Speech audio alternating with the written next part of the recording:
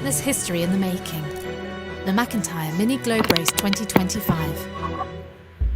Small boat, huge adventure.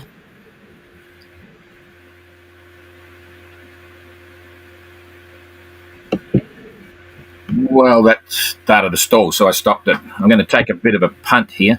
G'day, everybody. It's the 26th of January, February, March, April, May. And I just realised that I'm putting the dates on here. And, of course, we see the sun come up before the rest of the world. We're in Fiji. We're east of Greenwich, Greenwich being the place where time is measured. Goes right through Greenwich Meridian in the UK, in London. If you've never been there, the Greenwich Observatory is a great place to wander around and have a look. I've got some great stories there and connections with all different adventures, and go back there and have a look and realise the ramifications of that place. and some people, the general public, don't even know how time works. How it measures east and west of Greenwich, but that's the reality. UTC time.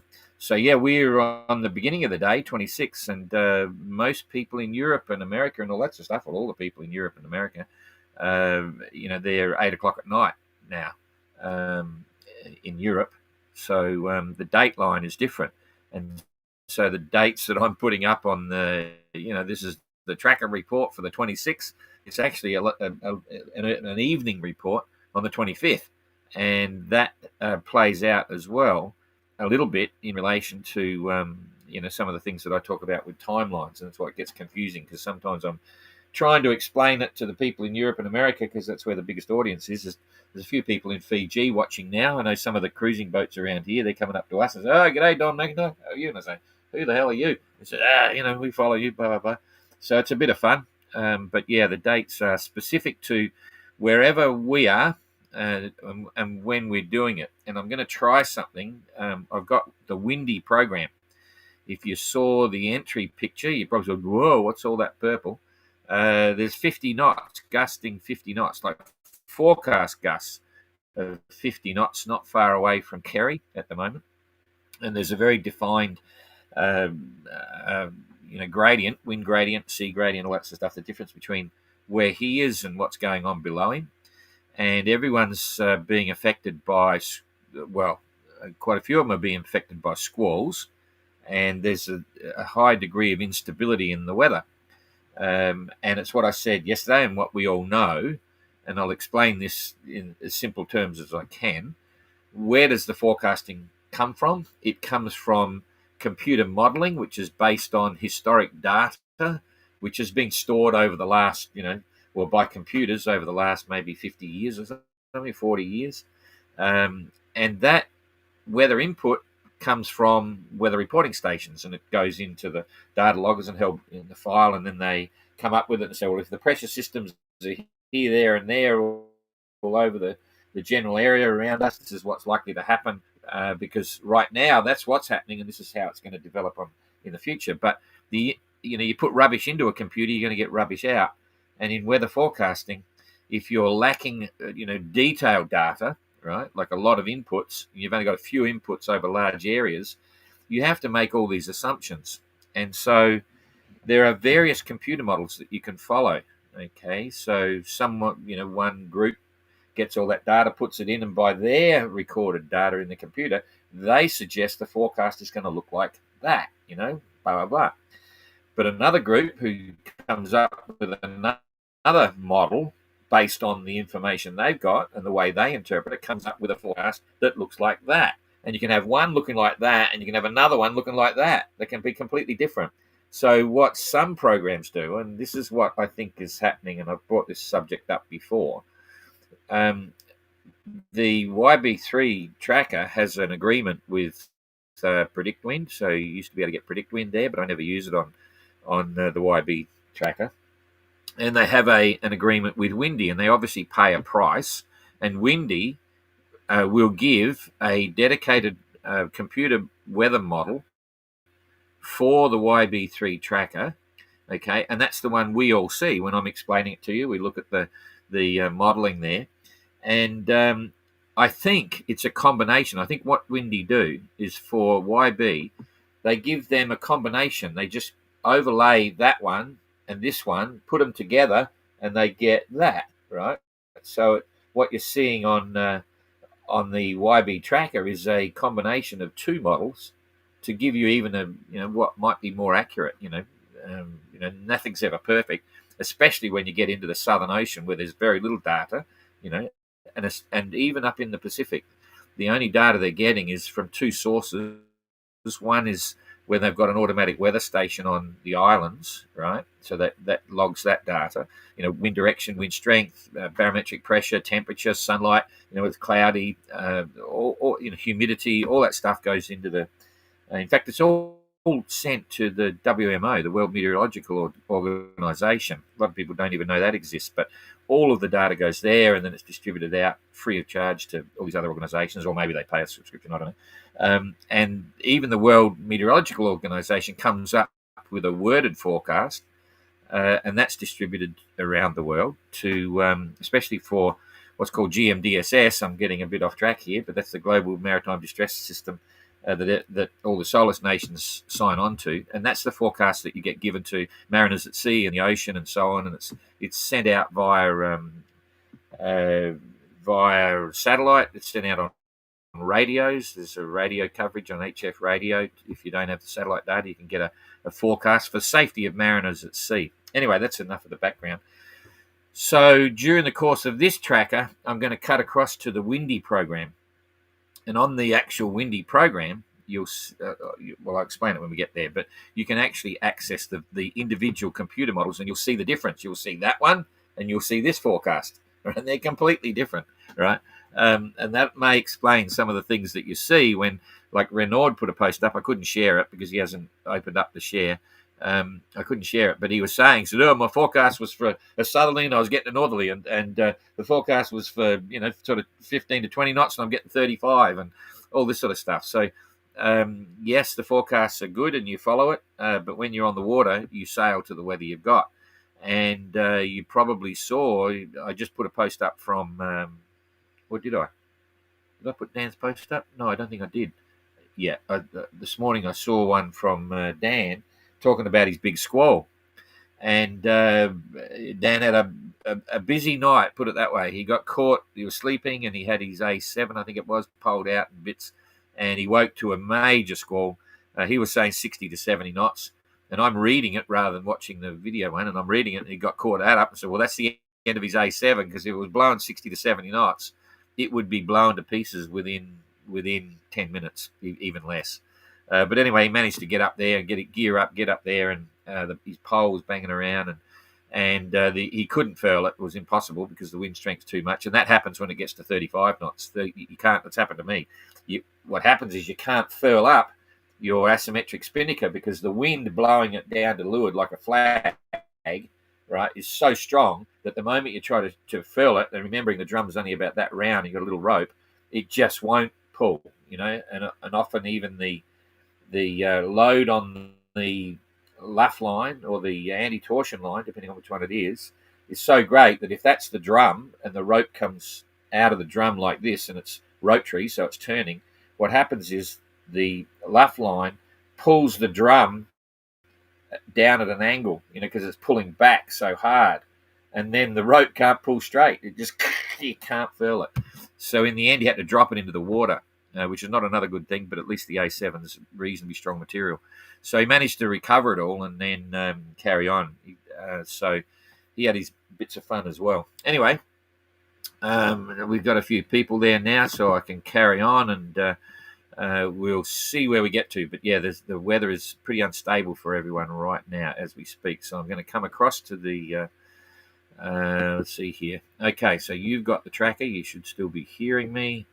I've now got to go to this one here, so I'm on the tracker as well. So that's a bit of an overview. You can see here, it's actually by this forecasting, the graphic that we see on the weather is actually progressing from last night. If you're watching the tracker, not on your phone, on the computer, so you get the weather here, you would have seen this was quite dramatic as well. And these purple areas were up a bit higher and a lot deeper, which was suggesting there's 30, 35 knots in there. But now it's softening off, and it's moving a little bit to the east-southeast, right, away from the general track of the fleet. Now, if you see Kerry's The reason I shared Kerry's was because he's put a few posts up, and the one I saw this morning, which was out of sequence, he's been transmitting or sending onto Facebook uh, little film grabs that he did days before. So the one I just put up, talking about his tactics, is what we discussed. I think it was yesterday when we saw Kerry heading down. I thought, oh, he's heading for the weather. But it was interesting just listening to his explanations if you weren't watching this tracker previously. There's a lot of people following the race don't watch this tracker. They don't have half an hour in their life or sometimes 3/4 of an hour to spend sitting at the screen. And we're supposed to be doing, Frank's supposed to be doing bloody written updates, which is, you can do read it in about sort of 5 minutes. So I'll ask him to come back and do some of that stuff, and then those that don't follow the tracker here can at least see what's going on. Anyway, Kerry's succeeded. You can see he's come down here. The rest of the feet's a snail trail train going into the trades, and Kerry brings up the fact that when the trade winds are on, there's not a lot of weather influence like this, not a lot of things happening where you can start working tactics. It's just like a drag race. Who's got the fastest boat? And they're all chasing each other. You can't do anything. And that's why Kerry's come down here to try and make the most of the changing weather, but also stronger seas, stronger winds, bigger seas. And he says it so the boat can start surfing a bit and surging along, which can increase your distance through the water. And we'll have to wait and see, because you've got to do something. Otherwise you'll never catch Renaud. And he's still got Dan and Peeler's on his side there, and he's going to need, I think, I forget what the situation was in Panama now, but I think he was a couple of days behind there because he had some issues in the departure, and now he's still another day or so behind Renaud, and he's in it for the race. It's all he's doing, racing, and it's funny, he's not even sleeping on his yoga mat now because it's too hot. But anyway, yep, he's doing it tough. So's everyone. Everyone's got their own stories. It's great. And Jasmine got away last night, which is cool. So we've got, I think, 12, 1, 2, 3, 4, 5, 6, 7, 8, 9, 10, 11 out of Papiete, and 2 on the water up the top, Popeye and John. So we'll go up there first, have a look, see what they're doing. They are making pretty good progress. I'll just pick this up. They were, I thought. Anyway, prior to this, I think what's happening with the tracker, because prior to this, you'll see that's 1600, Popeye's on 2000, so he's 4 hours behind again. However, before this 2000 update, they were on top of each other. So I think what's happening is, for whatever reason, John's tracker is taking maybe 20 minutes, half an hour to click over and jump up and catch up with Popeye, but they are actually sailing side by side, so you've got to assume that. And doing 3.8 knots, 101 nautical miles. John did 69 nautical miles. Wow, what's going on there? That's interesting. They must have. There's, I don't know why it's on 69, because he should have been.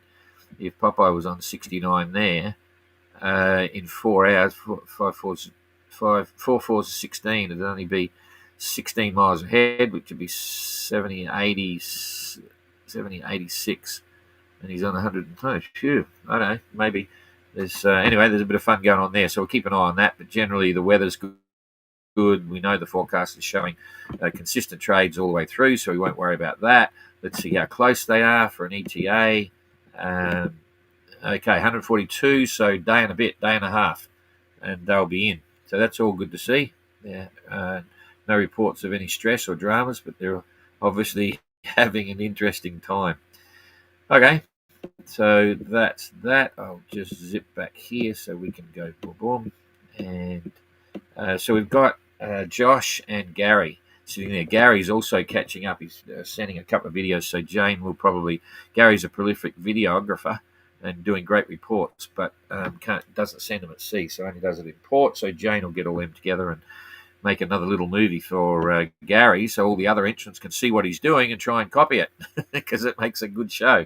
Anyway, so Jasmine at the back here, 4.8 knots, 78 miles since she departed, and Urton underway at 5 knots, 106. So holding a little bit of ground over Jasmine, and Adam is 5 knots, 118, pulling away a bit, straight line sailing. Same with Jacob, 5.6, 124. Jacob lost one of his cameras when he was snorkeling in, I forget where it was now. No, it wasn't Papiete, it was in Marquesas. So he's down to one camera. But we organised to get him another one in Fiji, so at least he'll be able to keep up the good work with his. He's fun to watch, They're all different characters, eh? Like every skipper's got their own style. And if we put them together, we're going to get some, hopefully, a great little doco at the end, and maybe even a couple of, maybe might be a short series. So we'll have to wait and see. Seems to be consistent weather back here. This is bordering on trades, but there's a bit of a puff coming up behind. You can see that, the yellow. So it's windy in Papiete right now. Anyway, Jacob doing okay. Eric, 4.8 knots, 112 mile day. So Jacob still released the handbrake. Maybe Eric is, who knows what, not quite as good. So Jacob's taken out 12 miles. That's half a knot faster in the last 24 hours. Christian looks like he's heading down a bit. They've all got a big decision in the future when we look at the weather in a minute. Christian's doing 4.7, 106 mile day. So the others are catching up to him a bit. Dan, through his squall, you can see here he's altered course after that. That was an interesting one, getting caught. But I'll share his videos after. He did 2 videos there explaining it. So now all their starlings going. We've got more videos than Africa. Doing 2 knots. Ooh, that must have been where... oh, no, he hasn't rolled over the signal time. Everyone else is 2000, but for some reason, Dan's hasn't triggered across yet, 1600. Yeah, so that would have been doing 2 knots because it probably in the time when in that 4 hours, going from, say, 1200 UTC to 1600 UTC may have been when the squall was happening. And so his average speed is way down.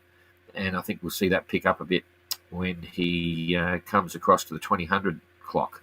So he's going to lose out a bit of ground there because it freaks you out a bit. And once you're very busy, you get exhausted, and you slow down a bit.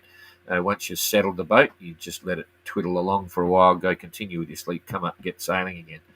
Anyway, Pila's doing 4.5 knots, 111 mile day. Haven't heard anything from her. Don't know what's going on, whether she's getting squalls or whatever it is. Come on, Pila. Tell us what's happening. Everyone wants to know. Anyway, all must be good. But we haven't heard a peep. Holiday Dan, 5.5, 108. Oh, he's flying at the moment, but overall for the day, it's pretty average. 108, that's 111. So it's okay. There's... When I come back from the screen, there's a blue patch there, which isn't strong.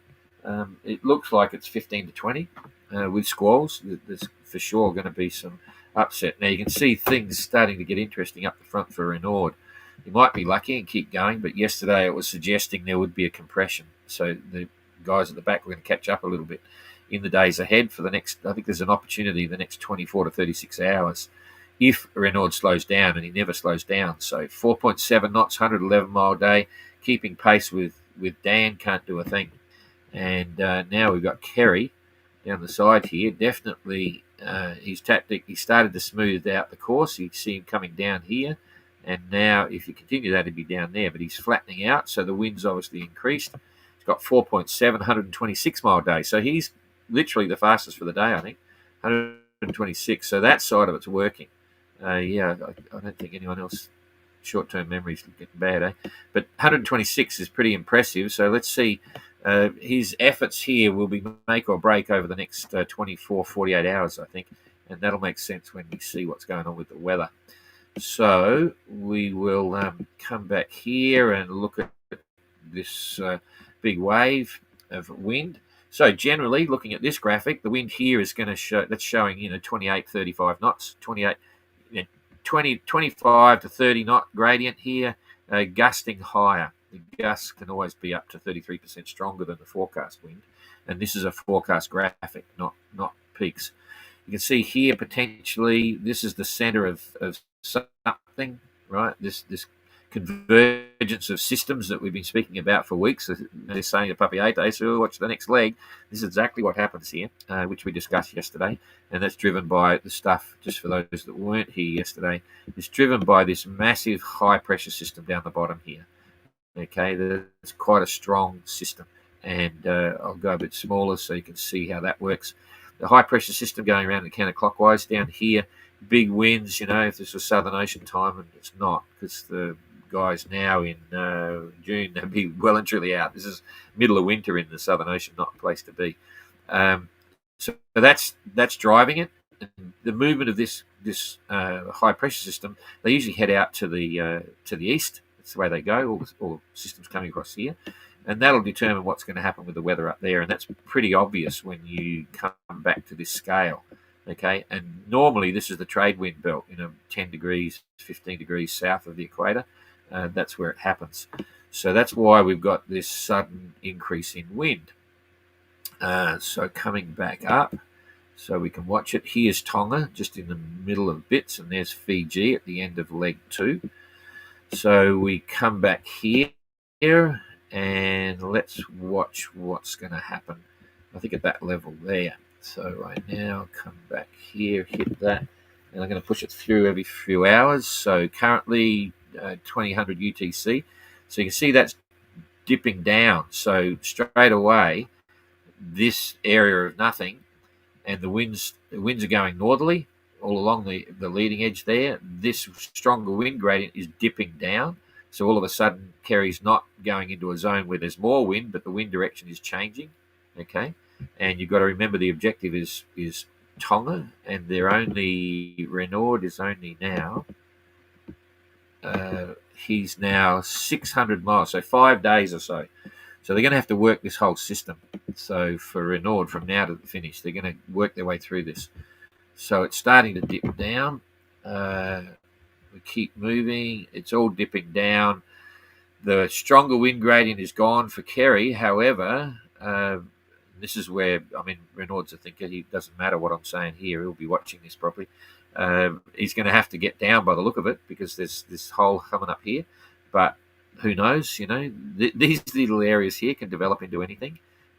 That system there, you can see what's happening. That's turning into a low pressure system. So it's low pressure alongside the top edge of that big high, and that's starting potentially to give headwinds here.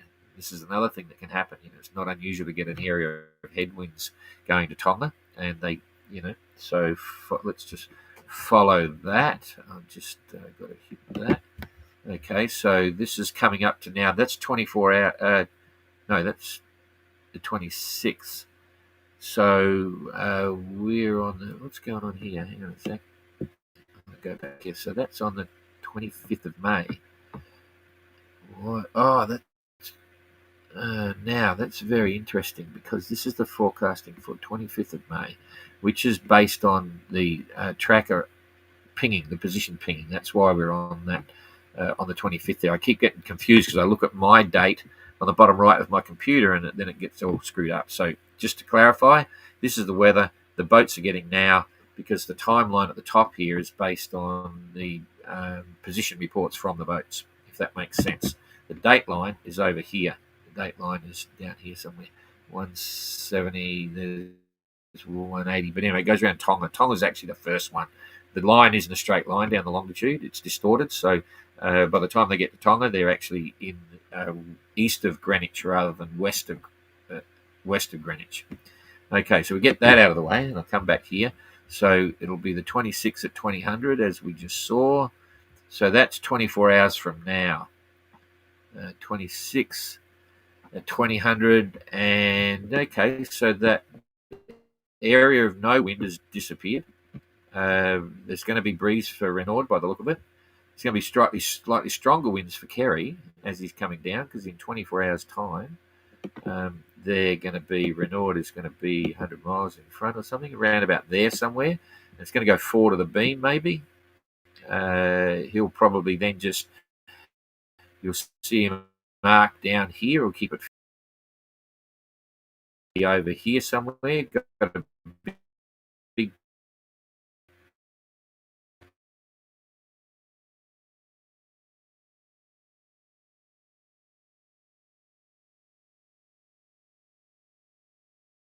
and we'll go the next day. Hopefully this isn't boring you coming through. Okay, there's where the big hole comes in, light winds. But we're not quite there, but you can see Renaud is possibly going to have very light winds. The others behind are going into light wind area, and Kerry might have a little, he's he's still got lighter winds as well. This is the next day and a half. So at this stage, he's going to be up here. Might have a little bit more breeze than Renaud. Might just drift through a bit. So there we go, 24 hours later. Now, so Renaud's probably only do 150 miles or 160 miles in the next 2 days. So if we come out here, and he'll be pushed down a bit, he's going to be down there somewhere. Okay, you see what happens here. He stopped. Okay, Kerry, I reckon, will get 180 miles in 2 days. So 180 miles, he's still got breeze. He's going to be here. So they might, and the rest of the boats are still moving. Okay, so Kerry may pick up a bit. Yesterday I said about 100 miles, but now I'm thinking it's going to be more like about maybe 70 miles. So if we keep coming across now, what's going to happen? And this is where it gets tricky. This is where, oh boy, it's going into the 28th, 25th, 26th, 27th, 28th. This is 3 days up. This is where Kerry might park and the others will be sailing. It's a bit hard to predict because there's a drift here and it'll be faster for them coming down in this breeze because they can take a better angle. So it gets very complicated. This is what normally a routing program does. And then so it goes. After that, there's more wind on the north of the course and south of the course. However, Kerry's just below the rum line, so I think that's going to be faster coming down from that way than it is sailing along this way. All right, that's about as far as we can go. But what I want to do now is just come back and show you the difference and how unpredictable everything that I just explained could be completely wrong. Okay, so now I want you to remember this. Currently, the boats, this is...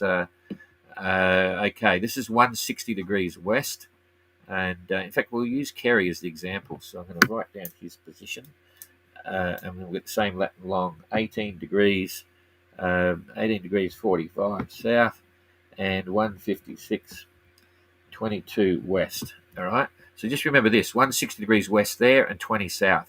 These lat and long are the same on the other one. So now, if I come back here to windy, and I press that one, there you go. You've got the windy forecasting. All right, so here's the windy forecasting, and this line here is 160 degrees west. I need to go down a little bit to get the southern latitude. I can't quite see it. It's really weak. There's 20 degrees south there. All right, and 160 degrees west is up here. So Kerry is going to be in here somewhere. I'm going to move this around. He's 1845 south. So 18. I've got to move this. Come down here. Sorry if this is boring you. 18 degrees. It's way up here. I need to go back a bit.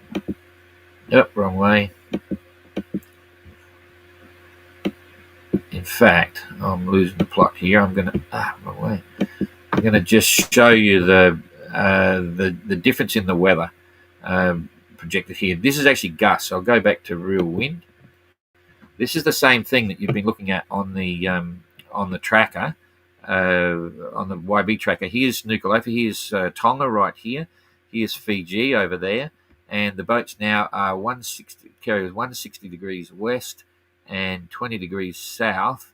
This is the 20 degrees south line. There's 160 degrees west. Kerry's in here somewhere, and I'll move it right onto his position.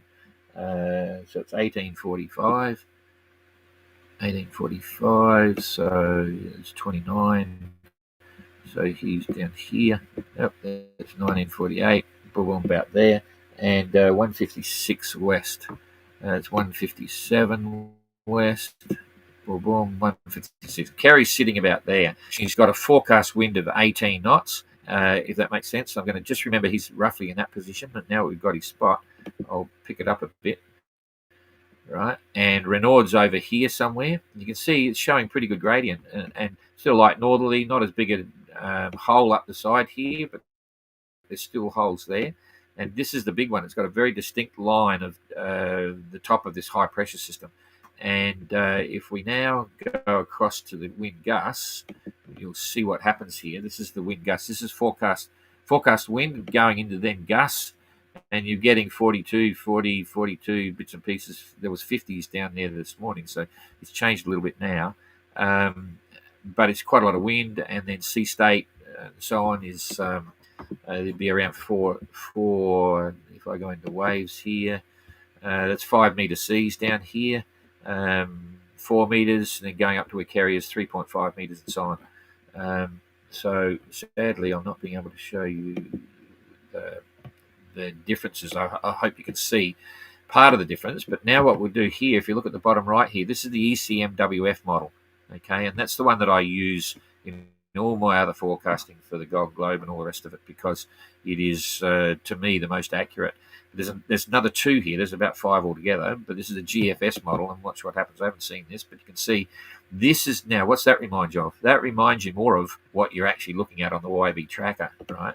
But every time I compare it, you'll see it's not quite the GFS model, and it's not quite the ECMWF model. And so that's why I think it's a combination of both. It's a combination of this one and that one that they make specifically for the YB3 to increase the accuracy. And then there's another one, which is Icon, and it's a lot softer. It's not as dramatic at all. So that's just the best way of describing exactly what, exactly why the model is not always accurate. All right. That's the main part. That's the only thing I wanted to show you. Anyway, enough of that. If I now come back here and we've done everything, I think I can just come back now. Do we want to show you while we're there? I'll just. Now I don't know what we've got here now. I think you're on me. Yeah, you are. Okay, so that Windy model, you can just get to it anytime you want. Just Google Windy, and you'll come onto the site.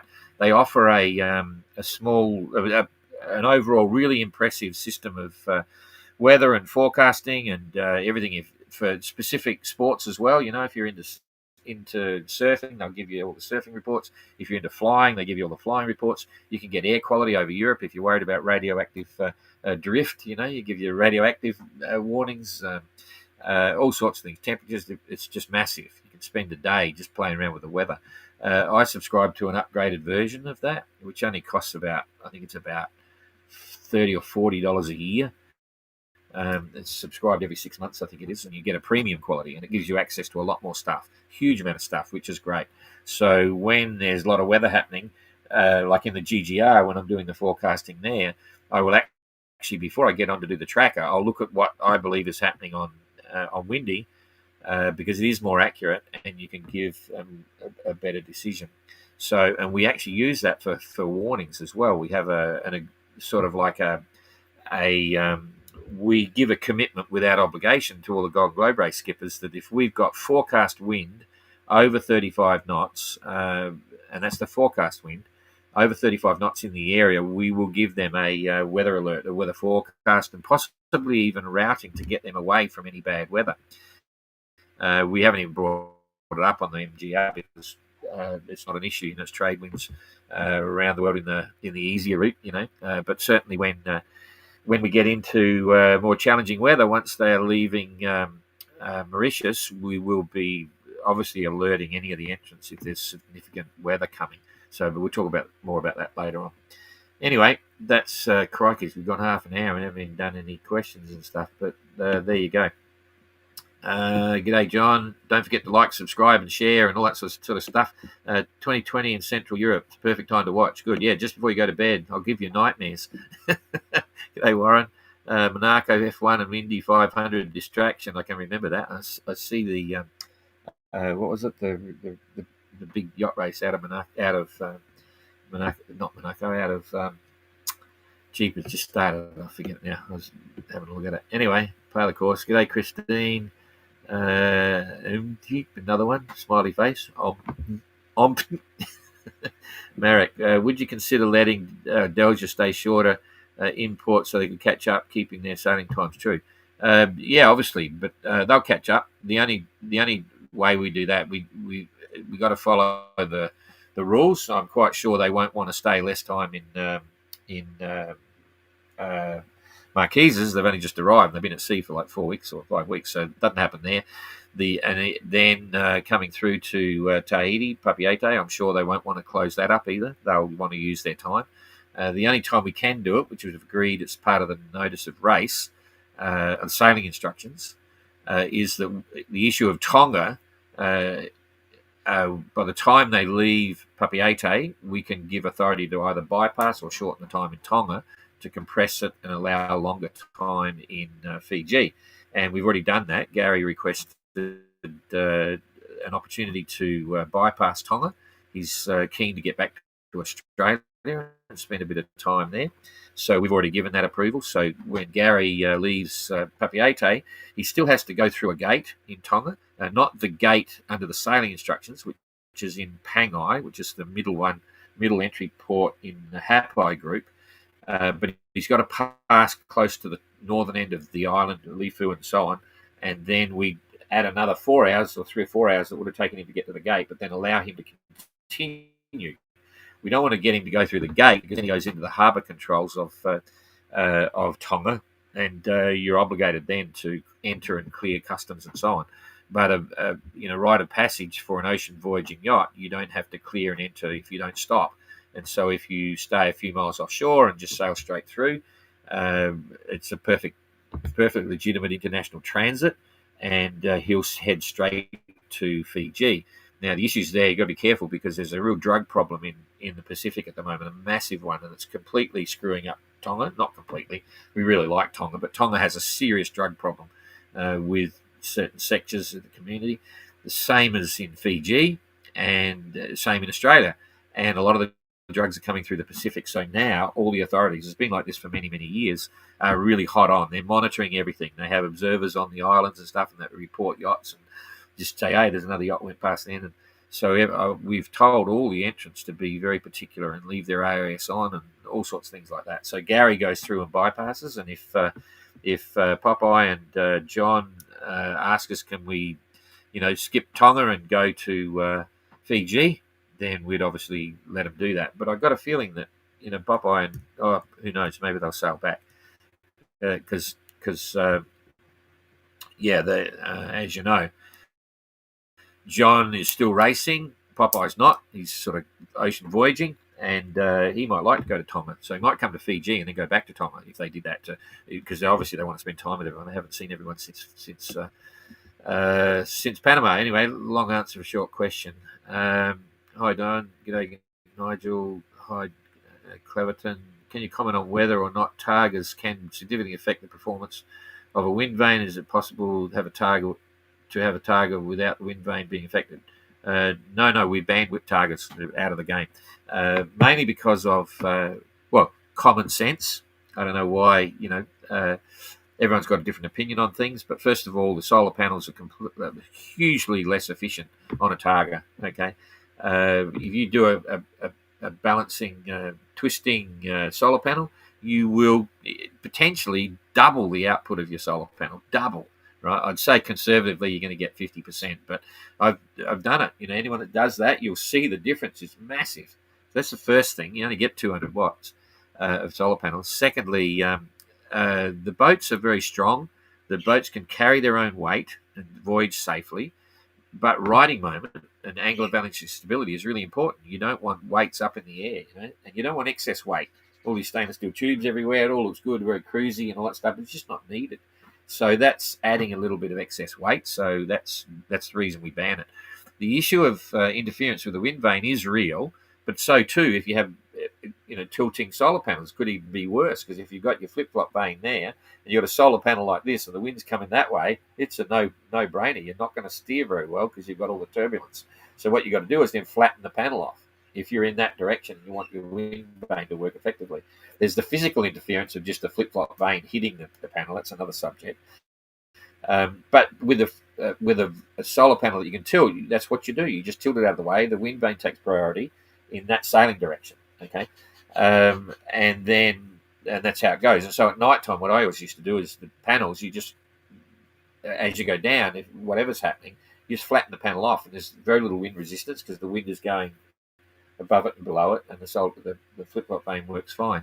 So we don't like excess weight on the boat at any time. We don't like anything that affects the riding arm of the boat, and that's weight up high. You might say, that's nothing. Well, it's nothing, but every bit counts. So, and the 580 has a very strong riding moment. The point of vanishing stability, I think, is nearly 150 degrees or something. It's quite good. So if you're upside down, it should come up again. pretty quickly. Depending on where you are down below, you got to climb up to the thing. But anyway, Targers are now banned. There's a grandfather clause, but no more 580s with Targers in the events. If someone's a cruising version, they can do what they want. But for future head sail roller reefing only, Canada Dan was not able to reduce head sail in 70 knot winds. Yeah, with a Hank-on head sail. No, that's not his head sail. It's his furling asymmetric spinnaker. Okay, and you've got to understand how these work. But they're basically a reefing drum, a rotary reefing drum. It has on the A7. It's using the luff line, which is a little bit of an anti-torsion rope, stitched into it. And so when you turn it, it just rolls it up around that rope. There's two reasons why you can't furl it in huge winds. At 70 knots, it'd be impossible. In fact, if it was 70 knots, it should have blown to pieces and should be strips of ribbon flying in the breeze if it lasted very long.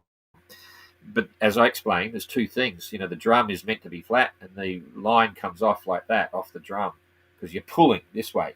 If the drum goes like that and you start pulling, you can see what happens. It won't go anywhere. It just jams. And why does it go like that? Because the line coming up here is getting blown back so much, it just twists it. And that's one reason why you can't furl it up, because you don't have the tension that you did before. It's got a curve in it. And secondly, just the force, because the asymmetric is hanging back like a flag, just going crazy. You can't physically get enough pull on it to start pulling that in because the wind is so strong. It's not the reefing gear of the head sail. That's on a stainless steel forestay, right, which is bar tight. And you can reef a head sail in 70 knots, not a problem. You can roll it in and out. I was rolling mine in and out one time when it's blowing constant 35, 40, gusting 40 and so on. And I would just roll it out a little bit when I needed it, roll it back. I was using it to sort of steer the boat and power up and all sorts. So the head sail reefing system, a good quality system, is really reliable. So not quite there. Did I move that then? Future. So yeah. Hey John, I like overlaying the pressure over the windy forecast to help see the highs and lows. Yeah, windy is very good. A Spanish guy won the 500. Oh, cool. Okay, that's pretty cool. Peela will be happy about that if she follows it. Adrian, hi, g'day. Watched Canada Dan video. His flag in the background, French Polynesia, looks like a warrum. Yeah, you're right. And in fact, that's part of it, because that's where it all happened. It's the whole concept of Polynesian catamarans and all that sort of stuff, and all part of the fun. He's an interesting guy, a great designer. I met him once, had a long chat with him. Yeah, really amazing guy. Passed away a few years ago, and his memory lingers on with all the Warren cats. We had a plan to build some in Tonga before we got wiped out, because we imported a fleet of 6 Optimus dinghies onto the island to teach them in proper training. One was an Olympic rig. We had 2 types of rigs, training and regatta rigs, and we were going to build. I forget the model. It was not an ocean voyaging one. It was sort of like a day cat. But anyway, it didn't happen. That's history. But yeah, it does. It's part of what happens. James Warren was an interesting guy. Okay, we're done. Another 45 minutes. Holy dooly. Okay, so we'll see you all again tomorrow. See you later. It's history in the making. The McIntyre Mini Globe Race 2025. Small boat, huge adventure.